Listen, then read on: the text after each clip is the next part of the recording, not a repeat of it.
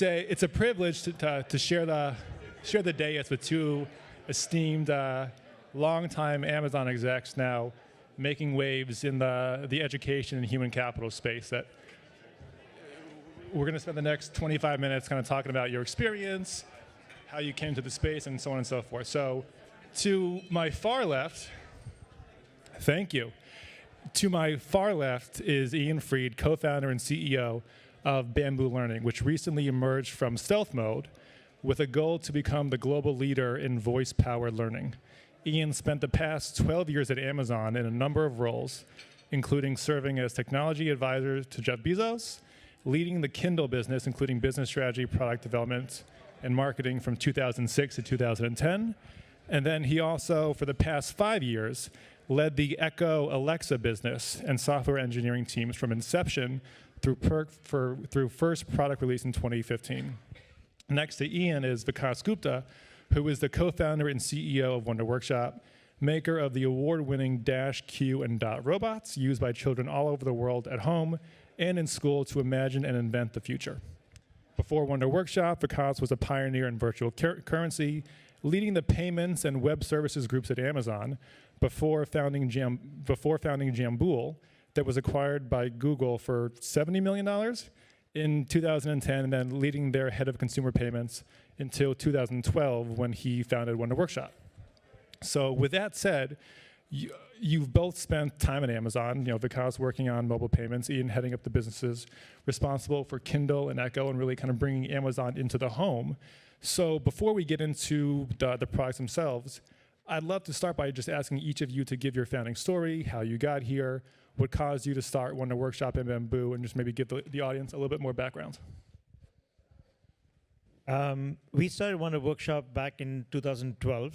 For me, it started from a personal story where I left Google to spend more time with my daughter. She was a newborn then.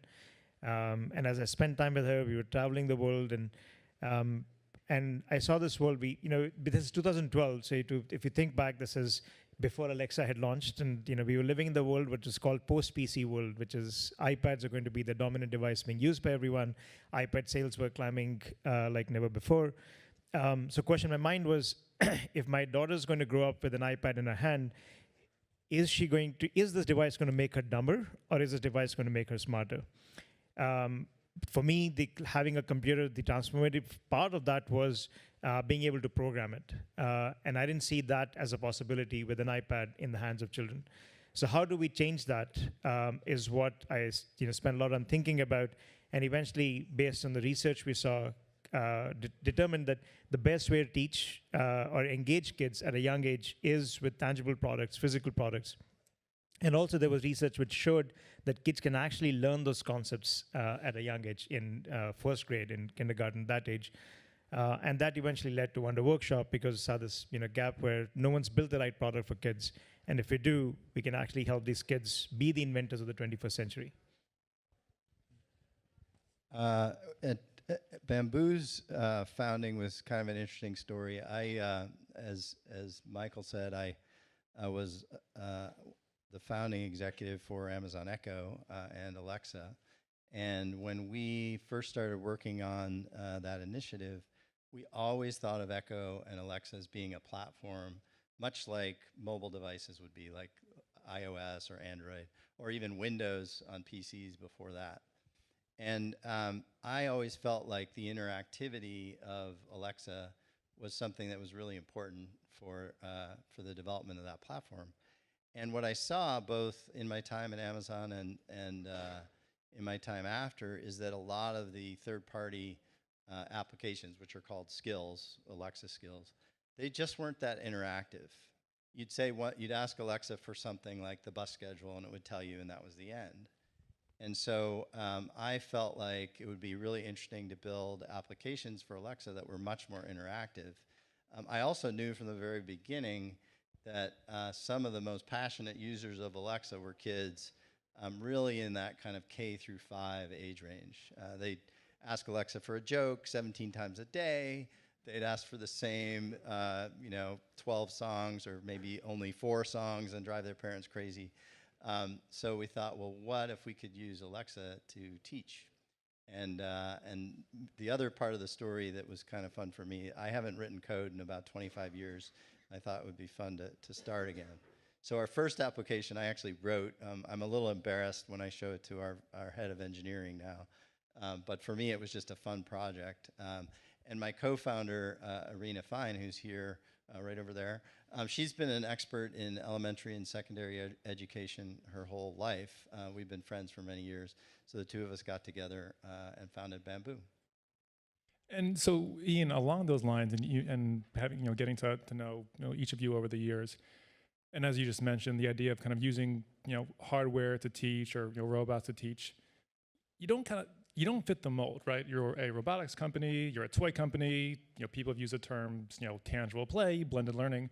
Talk a little bit about the fact and your learnings coming from a traditional kind of consumer electronics background and Amazon, how that has shaped the strategy in terms of coming into STEM and kind of learning-based products. For me, this was the first time I'm building any kind of hardware, and it wasn't because this is what I wanted to do personally. It was because we found that was the right answer to help kids learn those skills at the age we were targeting. So it has been a learning exercise for us in many ways. The thing that we focused on from the very early days was to treat it as something that children could grow up with, to not build something that a parent would bring home and a child will get bored with it within a matter of days. Can we make it as a platform? Can we make it something that engages the child over a long period of time, so that we can deliver that engagement and learning that lasts? And that's I would say is something that we've brought as a more of a technology company to the platform than a traditional, someone who would approach it from a pure robot or a product point of view. I guess echo what Vikas said. In my time at Amazon, we thought a lot about the end-to-end experience. So with Kindle, it wasn't just a device. It was a device that would allow you to buy any book and get it delivered and start reading in 60 seconds. And so that end-to-end experience was really important. When we thought about it with Bamboo, we felt like teaching, whether it's music theory or math or reading is going to be coming out soon, that having the child, first of all, have fun. I totally echo that. Kids, if they don't love it, you're not going to get any traction. So our exercises tend to be really fun, a little bit addictive. You can earn badges and increase levels, and then we store the data. And we store the data for a few reasons. One, if parents opt in, they can see how their kids are doing. It's pretty straightforward. If over time, if parents register, we may be able to do some things that promote other exercises to them and their kids. We can notify them, and we can even get into some machine teaching or adaptive learning. So that end-to-end piece with the feedback loops, I think, are really important and something I definitely learned at Amazon. Mm-hmm. So walking that a little further, and you mentioned kind of end-to-end, and I'll dovetail that a little bit into market to market, right? That, and to date, Wonder is a little further ahead of Bamboo just in terms of scale and distribution, but certainly both of you and both of your companies are trying to solve for in-home and in-classroom usage. I think as we were emailing over the weekend, 20 to 30% or so of parents now that are buying Dot and Dash for home use are doing so because they're seeing the adoption and impact of it in the classroom. So how is Bamboo, is Wonder Workshop thinking about walking that fine line between engagement but also efficacy? So for us, we wanted to bring computer science learning to a child that's 6-year-old.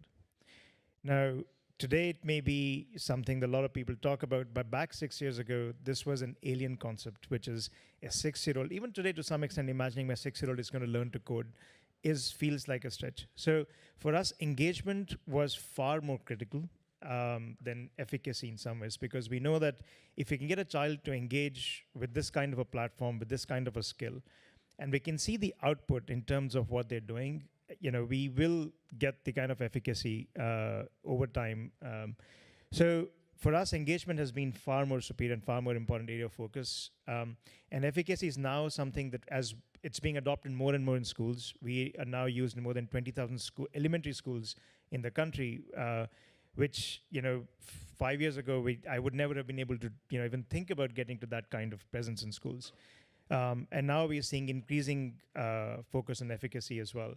But one of the other things we also find is when we look at efficacy often, so for example, we work with several ministries of education around the world, and their perspective on efficacy is very different, where even if we had a detailed efficacy study and so on to show, they would actually go do their own studies, do their own programs to evaluate. And that's what we see happen as well. So for us, the biggest value we deliver is the level of engagement that a child has. For example, this past November 2018, of all the robots that we've shipped since 2014, so there are about hundreds of thousands of robots, 40% of them were used in that 1 month in the November 2018. And that kind of engagement for a children's product, all those who have kids will know that you bring a toy home, you give it to your kids, 3 days later it's in a closet or somewhere, never getting used. For us to see that kind of an engagement is mind-blowing. I mean, to the extent where robots, we're worried about these robots, how are the robots even lasting that long, given the kind of components are there. So yeah, so for engagement trumps efficacy in many ways. It's super early for Bamboo. We just launched our first product in June and the second one in October. But what I would say is we built them from a foundation that's educationally sound. Again, using some of the work Irina's done for decades. She, among other things, she's also trained in the former Soviet Union in music education and performance. So our music skill is very much based on a solid foundation, 7 different categories. And so it's early for us to prove that the skill that's built on that foundation is improving kids' ability to learn music and music theory. It's just we don't have enough data yet. However, I agree with Vikas. If kids are using it a lot, a few things happen. One, the fact that they're using it and they're clearly learning something. I think how much is something we'd have to prove with data. But second, the more they use it, the more it allows us to gather information, see what they like, what they don't like, but also see longitudinally, have they learned more about a particular area of music than they had previously, or similarly with math. We use as a thought experiment the way our math skill works. You learn addition and you get better at it and you get to subtraction. Well, some kids might fly through subtraction until they get to a negative answer for a subtraction problem.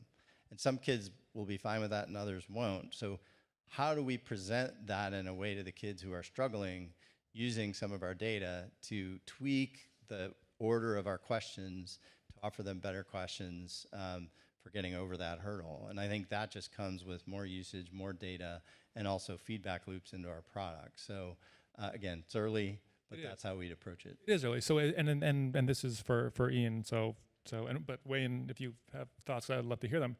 But for the folks in the room who continue to hear about smart toys, smart devices, smart homes, I think 50% of homes now have a smart device. My 3-year-old was asking to see his room on his Nest Cam probably 30 times in the past 2 hours. Like it's so engaging, but it's still so foreign and still so new. And as you said, you are early in the market. The market is early in it of itself. So you have massive adoption, massive penetration, millions of skills, but less than a third are rated at this point, and even of those that are rated, they have fewer than 5. So how is Bamboo?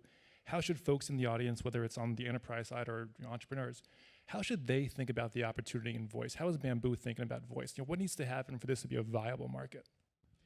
Yeah, I guess having been in technology for probably about 30 years now, anytime you have a huge platform, the chance that it just eventually dies, unless it's replaced by something better, it rounds to 0. And so Michael's right. Amazon just announced their 100 millionth Alexa device sold. That's a huge number. It's just an incredibly large number. And The first 4 years of adoption of voice devices was faster than the first 4 years of smartphone adoption. So that's that's hard to imagine. We always thought like, oh, well, smartphones move faster than anything else, and here's this new platform, whether it's Alexa or Google, that's grown incredibly quickly. And so I think the key is for a company like ours, we have to be discovered, and that is a bigger challenge when it's a voice-only world than when you see it on your smartphone through an app store. We work very closely with Amazon. I have a few old friends there who help us with innovative marketing. But we're also looking at partnerships for both, I'd say, more traditional media and publishing companies that have still very strong channels, and are there ways we can partner with them to incorporate content that they might like to offer on a voice platform, which turns out is actually not that easy to do. In exchange for us basically getting marketing benefit from those companies. So part of it is just being in other channels, definitely working my Amazon contacts, and then really at the end of the day, Bezos always used to say, the best marketing is build a great product. And if your product is great, eventually it will take care of itself. It's easier when you're, Amazon size to do that. But So, and when you are Amazon size, when there's a shot across the bow, like acquiring a company like 10 Marks, that makes noise, and that happened 5 years ago, and they're going to mothball and kind of sunset that product in June. So, for each of you who have different inroads and still connectivity to Amazon, how are you all thinking about Amazon's role in this market? I can start with that one if you want. Go ahead. My perspective on this one, the 10 Marks and Amazon's entree into education is, I think education is an incredibly complex market and requires, especially if you go to schools and school districts, I think it requires a tremendous amount of customization. And you might remember a time when Amazon was trying to build Toys R Us's website, and it kind of ended in a giant mess. And my conclusion is that actually Amazon's terrible at customization. And so the reason Amazon Web Services is so good is because they refuse to customize. They just build tools that every developer will be able to use and let the developers customize. And so I think Amazon's hasn't just had one entree into education, but I think every attempt they've had, they ran into that, oh, we have to customize now, and couldn't find a way to disintermediate and build something totally new. That doesn't mean they won't. Amazon's famous for coming back at a problem multiple times, but to the extent that it requires customization, I would actually, as much as I respect the company, I would expect them to fail if it requires customization. But if they build something new and disintermediate education systems, be careful. For us, we have a less, I would say, a more loose connection than Ian does. Amazon's a very big channel for us as a retail channel, and we launched in Amazon as one of the first retailers besides Apple. So Amazon's been a partner with us in that sense for a long time. And I think what's interesting with Amazon has also been the areas they've now pushed into. There's a presence of Amazon in the home. There's likely to be a presence from Amazon in the classroom at some point, whether it's Alexa or some other form. I don't doubt that there will be some presence. I agree with Ian that I think it's a space that's has its own perils that Amazon has to cross. And that opens up opportunities into when that happens, how do we take advantage of that? We've thought hard about Alexa in so many ways in the experiences we build, and so far we've kind of stayed away from it largely because we haven't been able to, at least, and that's probably our shortcoming, but we haven't been able to come up with a great user experience so that we can deliver with the products that we work on and how they integrate with Alexa. But that's something we keep at it, and hopefully at some point there's a synergy there that allows us to do something interesting. Mm-hmm. And speaking of large channels, you can't have a conversation without talking about China. I know that Tencent led your last round, TAL is in there as well. As we think about voice applications, certainly language learning is a massive opportunity. How are each of you, thinking about China, working in China? Any lessons you can share?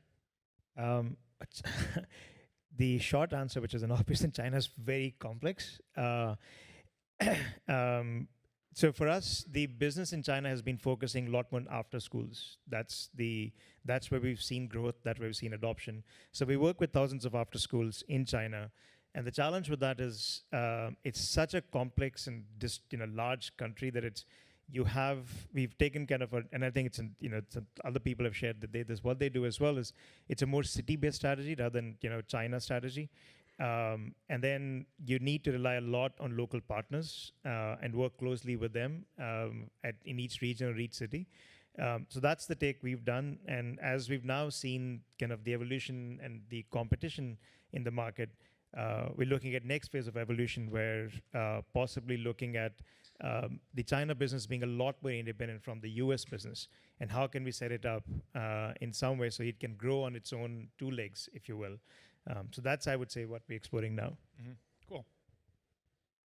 Only thing I'd add, I mean, we're still a very small company. We have some more products to build just for an English language audience. The voice platform opportunity in China is large. I think it is either second or third globally in terms of installed base of voice devices, and it's growing faster. I think Germany and China are roughly tied, but China's growing faster. We'd partner. There's no way we could go into China without a really strong partner.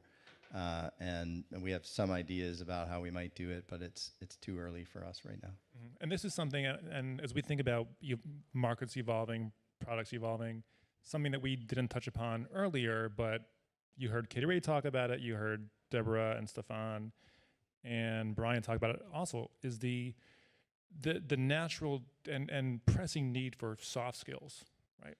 And as you said, 6 years ago, you never would have imagined a robot teaching CS in K-5.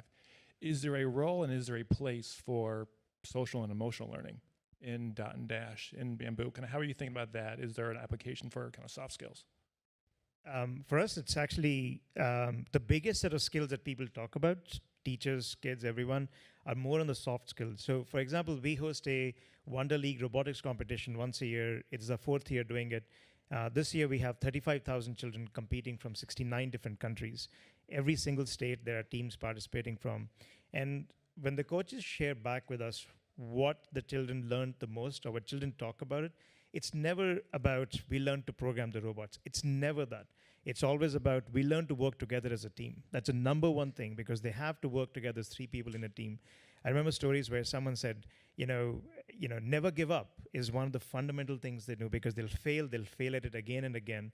And third one kid was, bring snacks because you don't want to, kids being hungry is not exactly a fun experience.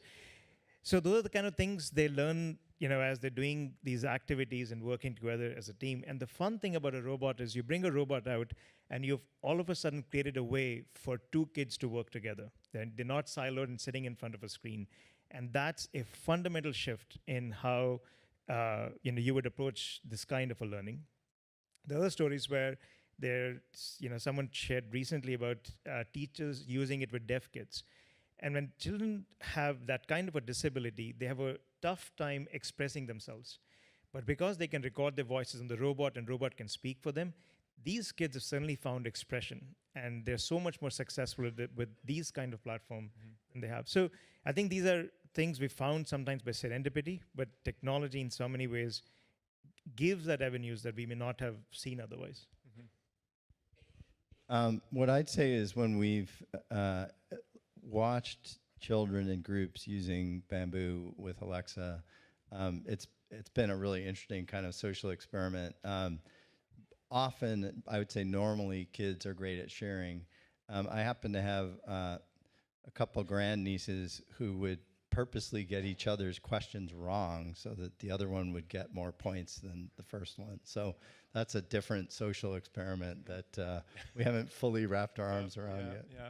And then so we're running a little short on time, so we're not going to open it up for Q&A, but I'll leave you with this question, kind of, paint the picture, kind of, next 5 years, if we're talking about Wonder Workshop and Bamboo, kind of, what does that look like? What does it mean? And what do you want the audience to kind of take away from the conversation? For us, for the next 5 years, I would say kind of continue to push the innovation on the product side when it comes to engaging kids as the technology landscape changes. That's one. And then two is both on the product and geography side, how do we expand? I see that happening as more and more countries adopt computer science. And the last, I think, is I think it was Ali talked about how so much of screen time, how so much of a time gets spent in front of the screens. And one thing as we are looking to go further is how do we, especially for younger kids, as we go even younger than what we do today, how do we eliminate the screen time and yet bring this kind of learning to kids is one thing we're investigating. Great. Ian?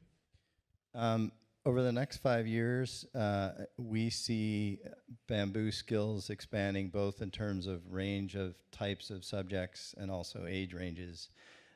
We see a world where there's millions of kids, teens, and adults learning subjects in school, kind of fun things after school, could be vocational training, and could even be on-the-job training through platforms like ours. So that's our longer-term goal. Great. Thank you. How about another hand for Ian and Vikas?